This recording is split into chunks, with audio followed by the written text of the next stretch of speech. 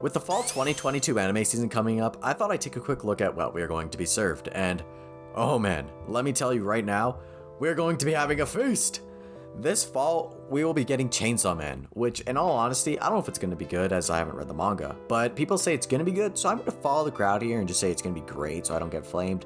But in all honesty, with the level of animation presented in the trailers, it'd be a massive surprise to everyone and their grandparents if this series manages to disappoint us.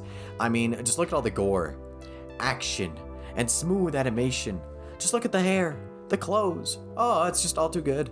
And just to clarify, I will be going to this anime blind, so I'll be getting the full experience of not knowing what's going to happen next, and having my heart beat faster, pounding against my chest with my pupils dilated to the point that it looks like I dyed them black. That is the experience I cannot wait for with this series coming out. But Chainsaw Man isn't all the hype. We also have a second season of To Your Eternity coming. Now this series is by far one of my favorites. The thing is though, I don't want to cry again. When I watched this show, I loved it. It was amazing seeing this orb learn and take in all perspectives of life, whether it be a rock or a living creature.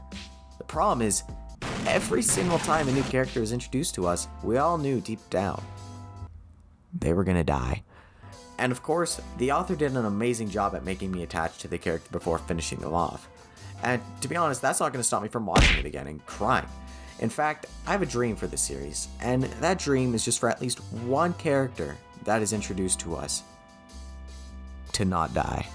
We also have a second season of Spy Family coming out. Woo! I mean, do I need to say much? This series was so well done in the previous season. The only thing I think the show lacked was just some of that oh so sweet romance between Yor and Lloyd Forger. And that's not even an issue. It's just my opinion as a man who loves the genre, and it's a pretty poor opinion of that. Anyways, Spy Family was a series that we all needed, as we haven't gotten much comedy as of recent, or at least good comedy.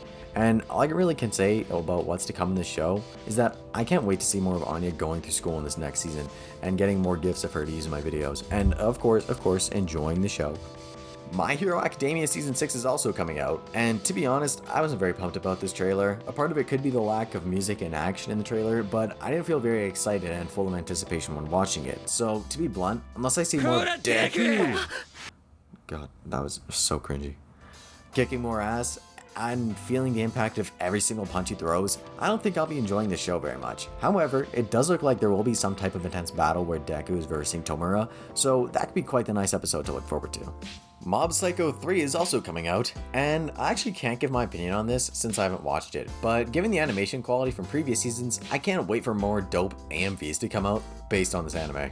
More Than a Married Couple, but not lovers. Now, I actually read the manga for this anime, and I'm not gonna lie, it's pretty good. However, there's one problem. The manga only gets updated once a month, and if I'm not mistaken, it is yet to be finished, so if you watch this and you like it, then I hate to break it to you, but you're gonna be a decade older when this series is finally completed, and at that point, you may not even like anime anymore, so yeah. Oh, yeah, and this anime is about boys and girls who pretend to get married. You know, the kind of stuff that you like to do at daycare when you were a kid. It's just that they're doing it in high school. That is the best explanation I can give about this show.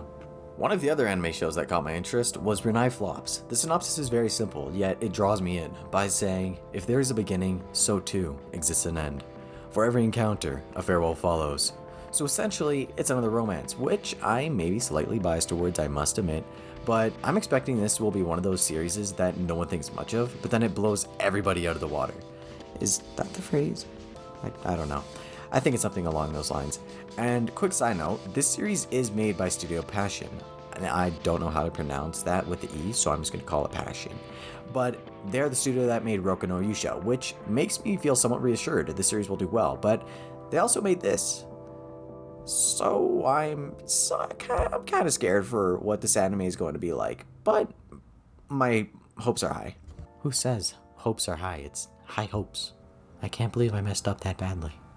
The movies! Now, what shocked me most was that not only were we being served some magnificent shows this season, but movies as well. Since typically we only receive like one good movie a season, if that. Sometimes we may only get like 2 good ones in a year. But this time, no, my friend. We have quite the variety, I must say. Starting off with, oh dear god, I'm gonna butcher this so badly. Kimi wo aishita hitori no boku ii. What do you pronounce the E? I don't know.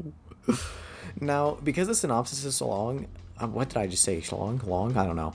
Allow me to summarize. A boy like girl, girl like boy. Both parents like each other and get married, so the boy and girl go to a parallel world where they are no longer step siblings. Now, reading the synopsis, I actually thought this was pretty good, but after how I described it, it no longer seems so good. So make sure you go check it out when you can. Now, aside from that, I actually am excited for this series. I read some manhwa, I cannot pronounce anything today. Similar, I can't even pronounce the word similar to the synopsis, and it was amazing, which is why my romantic side is starting to tingle in anticipation for this new series to come out. We also have Suzumi's door locking, which is just beautiful. The animation is so clean, and there are so many vibrant colors, and everything just feels so alive, and is alive for the most part. Just look at that chair. And it also looks like this will be a romance, so, yeah. But allow me to tell you what it is about.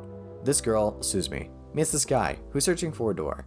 After following him for a bit, she finds the door in the mountains. It draws her in. And that's it. that was all they put as a synopsis. But there was purple stuff coming out of the door in the trailer, so maybe that's what happened. She opened it and purple stuff came out. Next thing you know, the dude turned to Thanos. That might be why they didn't put it as a synopsis. Anyways, I'll leave your guys' imagination to it. Next, we have Boku ga Aishita Sabiti no Kimi I. Man, I really need to figure out what that I means, because I have no idea, and it feels like I'm just pronouncing it wrong at this point. Anyways, just reading the synopsis makes this movie sound very similar to the one I mentioned previously, except this time, there are no step siblings. That's right, folks, we are slowly getting closer to changing the industry. Woo! It's actually about this girl who happens to come exactly from the 85th world, where this girl and this guy are lovers, and she tells this guy who is from whatever number of world he's from that he and her are lovers. Is the number 85 important? Probably not. But when watching the trailer, I saw plenty of romance, and my biased self just knows that this movie is going to be very good. I mean, sure, the music didn't match the trailer, and the animation looked pretty generic, but I have high hopes for this series, and I feel like it also did display the representation of time very well, so I am hoping that this doesn't disappoint. And as for the finale, we have, drumroll please, Kagami no Koju! The synopsis is about 7 students who are lonely until their mirrors in their bedrooms begin to shine like a star. I feel like this movie will be great. I mean, sure, my romantic sense didn't really tingle when watching the trailer, but I still feel like it will have an amazing story behind it. On top of that, the animation was just solid. It wasn't as beautiful as some of the other series coming out this season, but I genuinely think this movie will be one of the few good ones to come out this year. I do wish I could go more into depth about what I think about it, but in all honesty, I really only got Snow White vibes from this anime because it has mirrors and a big castle, but you know, Snow Knight or just Snow White was obviously a banger, so I don't see why this show won't be. Anyways, that'll be it for this video. I hope you all enjoyed watching, and if you did make it to this point, then please leave a comment. I love reading what everyone has to say, but other than that, like, subscribe, and I hope to see you soon, and later.